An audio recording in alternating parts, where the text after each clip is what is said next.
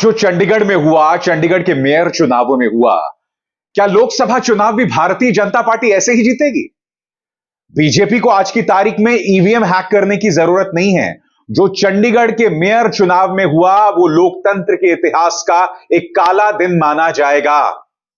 Live screens पर कथित तौर पर जो प्रिजाइडिंग ऑफिसर है, जो भाजपा से जुड़ा हुआ है, वो जो है धांधली करता हुआ, हेरा फेरी करता हुआ कथित तौर पर दिखाई दिया।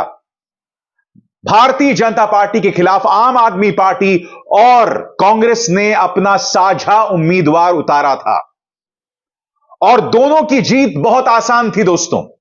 मगर फिर प्रिजाइडिंग ऑफिसर ने उनके 8 वोट्स को खारिज कर दिया। नतीजा, भारतीय जनता पार्टी मेयर के चुनाव जीत गई। लब्बो लबाब यह है दोस्तों। मगर सबसे पहले दोस्तों वो मंजर मैं आपको दिखाना चाहता हूं जब बकौल आम आदमी पार्टी और कांग्रेस प्रिजाइडिंग ऑफिसर वोट्स को खारिज कर रहे थे, धांधली कर रहे थे, हेराफेरी कर रहे थे। यह वो नजारा है दोस्तों। इसका पूरा प्रसारण जो है स्क्रीन पर हुआ था। शायद जानते भी नहीं थे कि वो क्या कर रहे थे। यहां पर आप देख सकते हैं कि पूरा खेला कैसे हुआ, किस तरह से लोकतंत्र जो है वो शर्मसार हुआ। जहां पर अनिल मसीह जो हैं, जो वोट्स आम आदमी पार्टी और कांग्रेस के उम्मीदवार के पक्ष में डाले गए थे, उससे वो खारिज कर रहे थे, उससे वो रिजेक्ट कर रहे थे।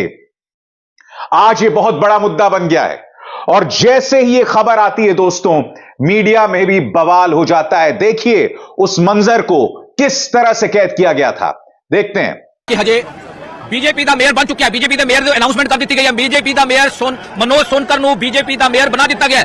ਤਸਵੀਰਾਂ ਤੁਸੀਂ ਵੇਖ ਲਓ बीजेपी ਦੇ। अब स्वाभाविक सी बात है दोस्तों, इसे कांग्रेस और आम आदमी पार्टी बहुत बड़ा मुद्दा बना रही है। इस पूरे मामले का बैकग्राउंड क्या है, सबसे पहले मैं आपको यह बताऊंगा दोस्तों। सबसे पहली बात, चंडीगढ़ के मेयर चुनाव कहीं ना कहीं एक एक्सपेरिमेंट थे कि क्या आम आदमी पार्टी और कांग्रेस एक साथ इंडिया गठबंधन के तहत चुनाव लड़ सकते हैं। और उनका यह तजुर्बा कामयाब भी हुआ क्योंकि दोनों के वोट्स करीब 20 थे और भाजपा के पास 16 वोट्स थे। मगर बावजूद इसके भाजपा जीत गई क्योंकि 8 वोट्स जो हैं उन्हें खारिज कर दिया अनिल मसीह ने, जो कि भारतीय जनता पार्टी के माइनॉरिटी सेल के थे और जो प्रिजाइडिंग ऑफिसर भी थे। जाहिर सी बात है दोस्तों, आम आदमी पार्टी और कांग्रेस इस मुद्दे को लेकर खासे उग्र हुए। राघव चड्ढा और पवन बंसल, राघव चड्ढा जो कि आम आदमी पार्टी के सांसद हैं और पवन बंसल जो कि कांग्रेस के नेता हैं, उन्होंने एक साझा प्रेस कॉन्फ्रेंस की। राघव चड्ढा ने कहा कि अगर आप किसी वोट को इनवैलिड या खारिज करते हैं तो दोनों ही पार्टीज के इलेक्शन एजेंट्स को दिखाना होता है, मगर दिखाए बगैर उन्हें खारिज कर दिया गया, उन्हें इनवैलिड घोषित कर दिया गया।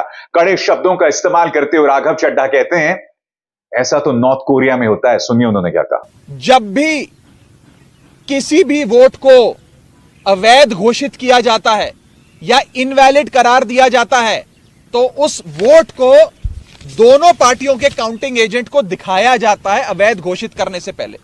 यह डमी बैलेट पेपर है जो मैं आप सबके सामने लाया हूं। जब काउंटिंग के दौरान इस प्रकार के बैलेट पेपर को इलीगल घोषित किया जाता है तो प्रिसाइडिंग अफसर, अगर मान लीजिए मैं प्रिसाइडिंग अफसर हूं तो मैं दोनों पार्टियों के इलेक्शन एजेंट को वो दिखाऊंगा बैलेट पेपर की, देख लीजिए यहां इनके निशान बाहर लगा हुआ है, ये इनवैलिड है, मैं इसे अवैध घोषित कर रहा हूं। ऐसे दोनों पार्टियों के इलेक्शन एजेंट को दिखाया जाता है और दिखाने के उपरांत उनकी सहमति से और जो डीसी चुनाव हैं, जो डिप्टी कमिश्नर बैठे हैं, उनकी सहमति से इस वोट को अवैध घोषित किया जाता है। लेकिन आज ये नहीं हुआ। आज ना इलेक्शन एजेंट को दिखाया गया, ना डीसी को दिखाया गया और बस एक एक कर आम आदमी पार्टी के वोटों को और कांग्रेस पार्टी के वोटों को अवैध घोषित कर दिया गया। यह दिखाता है कि भारतीय जनता पार्टी इतने छोटे से एक मेयर के चुनाव में, म्युनिसिपल कॉरपोरेशन के मेयर के चुनाव में अगर इस प्रकार की गैर कानूनी असंवैधानिक घटनाएं को अंजाम दे सकती है तो आप सोचिए कि लोकसभा चुनाव की हार देखते हुए ये लोग क्या करेंगे। क्या भाजपा इस देश को नॉर्थ कोरिया बनाना चाहती है कि इस देश में चुनाव ही ना हो और चुनाव सिर्फ उसी स्थिति में हो जहां भारतीय जनता पार्टी पूरी मशीनरी को रिग कर पूरी चुनावी प्रोसेस को विशिएट कर चुनाव जीत सके? पवन बंसल ने कहा कि पूरी चोरी लाइव स्क्रीन पर पकड़ी गई। चोरी इतनी इत्मीनान से की जा रही थी, इतनी बेशर्मी से की जा रही थी बकौल कांग्रेस कि इनको पता ही नहीं चला कि इनका जो कच्चा चिट्ठा है वो स्क्रीन पर देखा जा रहा है, पकड़ा जा रहा है। और वो नजारा मैं आपको दिखा भी चुका हूं दोस्तों। यह है अनिल मसीह और यह वो नजारा है जो लोकतंत्र के चेहरे पर एक करारा तमाचा है। पवन बंसल ने इस नजारे के बारे में क्या कहा, ये सुनते हैं। वो सारे का सारा इन्होंने लाइव स्क्रीन पे दिखाना शुरू कर दिया और वो लाइव स्क्रीन पे हम लोगों को बाहर सभी को देख रहा था, आप भी देख रहे होंगे उसको। उसमें एक एक नॉमिनेशन पेपर पे अगर आप गौर से देखें, मैं उनका धन्यवाद करता हूं जिन्होंने दोस्तों ने वो उसको पकड़ा। एक एक नॉमिनेशन पेपर पे एक साइड पे थोड़ा सा निशान लगा के दूसरी तरफ हस्ताक्षर करते हैं। हमने डिप्टी कमिश्नर से पहले रिक्वेस्ट की हुई थी कि ये जो प्रिजाइडिंग ऑफिसर हैं उनके पास पेन अलग रंग का होना चाहिए, हरे रंग का उनके पास पेन होना चाहिए, ताकि ऐसा ना हो कि वही कोई निशान लगा दें जिसका हमें डर था वो करें। हमने ये जरूर सुनिश्चित किया कि बैलेट पेपर देने से पहले ऐसा ना कर दें। लेकिन जब बैलेट पेपर वहां पहुंचे, एक नॉर्मल प्रोसेस है, वो नॉर्मल डेमोक्रेसी का अधिकार है पार्टीज का, इलेक्शन लड़ने वालों का, कि अपना एक काउंटिंग एजेंट वहां मौके पे बिठाते हैं। काउंटिंग एजेंट आगे होते हैं, दोनों कैंडिडेट अपना अपना एक नामजद कर देते हैं। वो वहां आके वहां वो देखते हैं, एक एक पेपर को वो देखते हैं, फिर वो देखते हैं भी हाँ ये इनवैलिड है। लेकिन इस केस में क्या हुआ, जो काम सेक्रेटरी या किसी और ऑफिसर का होना था म्युनिसिपल कॉर्पोरेशन में, वो भी उन्होंने प्रिजाइडिंग ऑफिसर ने खुद ले लिया। बैलेट पेपर निकाल के बाहर रखे, एक एक को खुद खोल के देख रहे थे हम उनके चेहरे पे क्या रंग उड़ रहे थे। वो देख रहे थे ये भारतीय जनता पार्टी हार रही है और ये आपका जो कैंडिडेट मेयर का था, हमारे कांग्रेस के होने थे senior deputy mayor and deputy mayor, आपस में ये समझौता था। जो ये कैंडिडेट हमारे साझे कैंडिडेट मेयर के लिए थे, देख रहे थे उनको वोटें ज्यादा, उनके चेहरे पे देखने को पता लगता था, उनके हाथ कांपने में पता लगता था। उन्होंने वो 2 बार ऐसे करके रख दिए। बाद में उन्होंने फिर, वो ऐसा नहीं होता, बाद में उन्होंने फिर उठा के एक पे निशान लगाया साइड पे और वहां हस्ताक्षर करके रख दिए, उनको रिजेक्ट करते रहे, दूसरे 2 ट्रेज में रख दिए। रिजल्ट वो हुआ जो राघव जी ने कहा है, 12 और 16 रहे, 8 वोटें पहली बार, यानी कि 25% से ज्यादा वोटें रिजेक्ट हुई हैं इनवैलिड होके। आज तक जहां बिल्कुल अनपढ़ लोग भी वोट डालते हैं, वहां भी ये कभी नहीं होता। वहां कभी नहीं देखने को आया कि इतनी बड़ी परसेंटेज पे वोट्स रिजेक्ट हुई हो। बिल्कुल बेशर्मी के साथ उन्होंने वो आज किया जो लोकतंत्र में नहीं होता, एक पहले से साजिश थी। दोनों ही पार्टी के नेताओं ने माना जो हुआ है ये न सिर्फ लोकतंत्र का अपमान है बल्कि देशद्रोह भी है और अनिल मसीह को तुरंत गिरफ्तार किया जाना चाहिए। सुनिए राघव चड्ढा क्या कह रहे हैं। साथियों, मैं अनिल मसीह जो भारतीय जनता पार्टी के माइनॉरिटी विंग के पदाधिकारी हैं और आज के प्रिसाइडिंग अफसर हैं, उनके खिलाफ कार्रवाई की मांग करता हूं। आपराधिक मामला दर्ज होना चाहिए और उनकी गिरफ्तारी होनी चाहिए। ऐसे लोग और ऐसी पार्टियां जो हमारे देश की लोकतंत्र की सरेआम हत्या कर रहे हैं, उन लोगों को बाहर रहने की कोई आवश्यकता नहीं है। उन लोगों की सही जगह जेल है, उन लोगों को जेल होनी चाहिए। मैं सीधा बस इतना कहना चाहता हूं कि भारतीय जनता पार्टी ने जो आज चंडीगढ़ मेयर चुनाव में किया है वो सीधा सीधा देशद्रोह है। यह देशद्रोह से कम चीज नहीं है और इन लोगों के खिलाफ कार्रवाई होनी चाहिए, नहीं तो इस देश के आम आदमी का लोकतंत्र से और चुनावी प्रक्रिया से विश्वास उठ जाएगा। दोस्तों, आपको समझना पड़ेगा कि यह मामला दरअसल है क्या। आम आदमी पार्टी और कांग्रेस एक साथ आते हैं और भाजपा समझ जाती है कि अब किसी भी सूरत में आप जीत नहीं सकते। इसके बाद अनिल मसीह की बीमारी का हवाला देते हुए पूरी प्रक्रिया को फरवरी 6 तक मुलतवी कर दिया जाता है। मगर फिर आम आदमी पार्टी और कांग्रेस पंजाब हरियाणा हाईकोर्ट जाते हैं और कोर्ट कहता है कि नहीं, तुरंत आप चुनाव कराइए। चुनाव कराए गए और आपके सामने क्या नजारा था आपने देखा। पवन बंसल इस पूरे कॉन्टेक्स्ट को, इस पूरे मामले को पृष्ठभूमि सहित रख रहे हैं। क्या वो कहा उन्होंने, आइए सुनते हैं।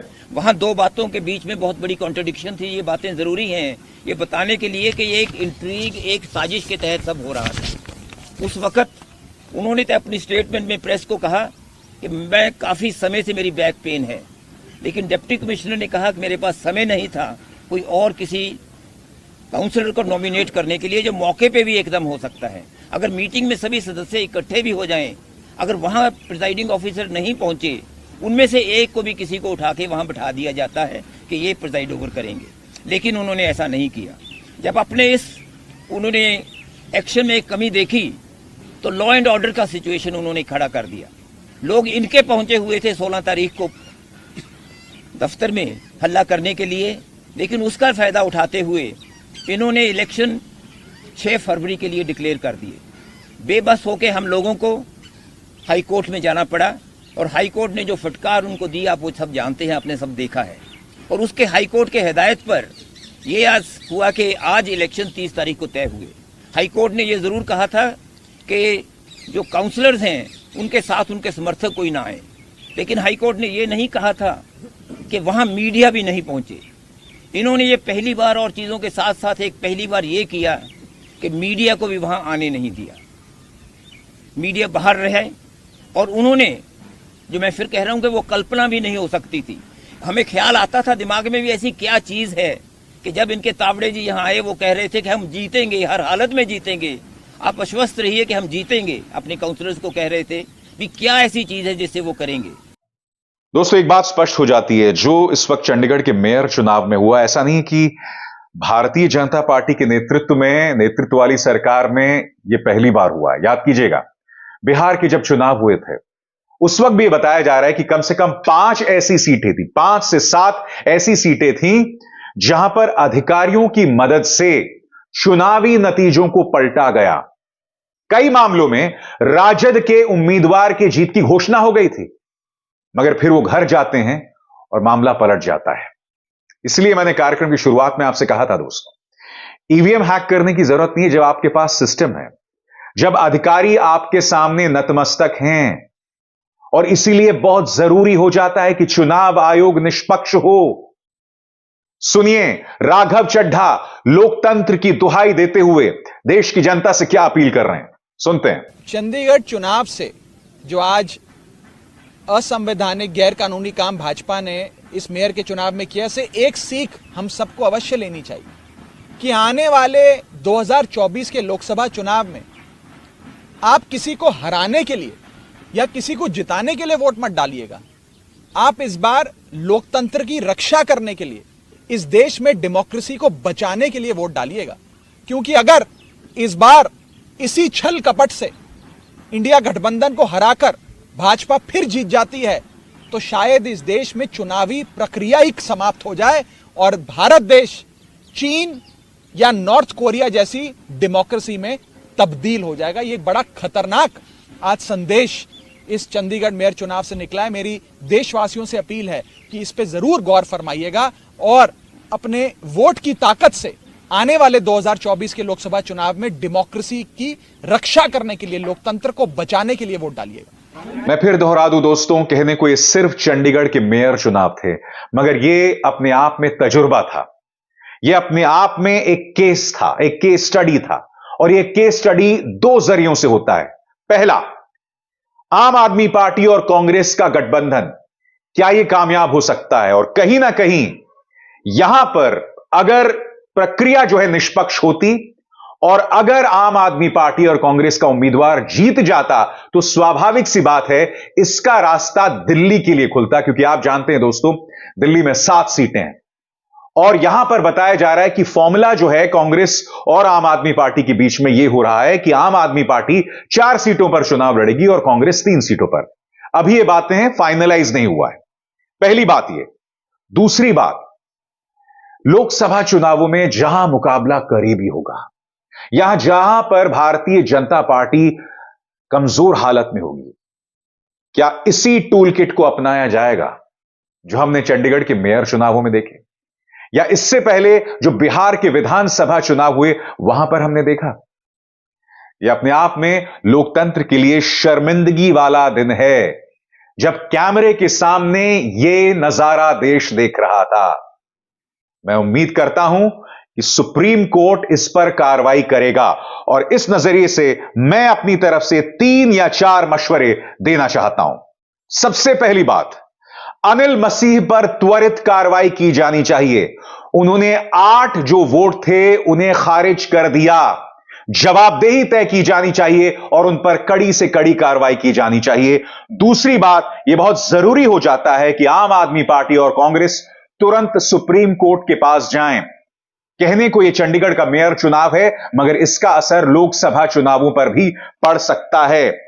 इसके अलावा इस मुद्दे को बड़ा बनाने की जरूरत है, देश की जनता के सामने लाने की जरूरत है। आप किसी पॉलिटिकल पार्टी के अंधभक्त हो सकते हैं, मगर लोकतंत्र को जब इस तरह से बदनाम किया जा रहा था, उसका चीर हरण किया जा रहा था, तो कोई भी सभ्य समाज का व्यक्ति इसे बर्दाश्त नहीं करेगा। आप किसी पॉलिटिकल पार्टी के सदस्य हो सकते हैं, उसके अंध समर्थक हो सकते हैं, मगर यह जो अनिल मसीह कर रहे हैं इसे बर्दाश्त नहीं किया जा सकता। और चौथा और आखिरी सुझाव, यहां तो कैमरे ने पूरे मंजर को कैद किया। सोचिए, जहां पर कैमरा नहीं है, जहां पर निगाहें इन्हें नहीं देख रही, जहां पर ईवीएम्स जो हैं पूरी तरह से अर्धसैनिक बलों के कब्जे में, उनके नियंत्रण में, उनकी सुरक्षा में है, वहां पर क्या होगा? सोचकर सिहरन पैदा होती है दोस्तों। अपने आप में निहायत ही खौफनाक नजारा है। चंडीगढ़ में जो हुआ वो एक मिसाल है आने वाले वक्त के लिए, और मैं उम्मीद करता हूं कि इसे विपक्ष जो है एक बड़ा मुद्दा बनाएगा। अब इसार शर्मा को दीजिए इजाजत। नमस्कार।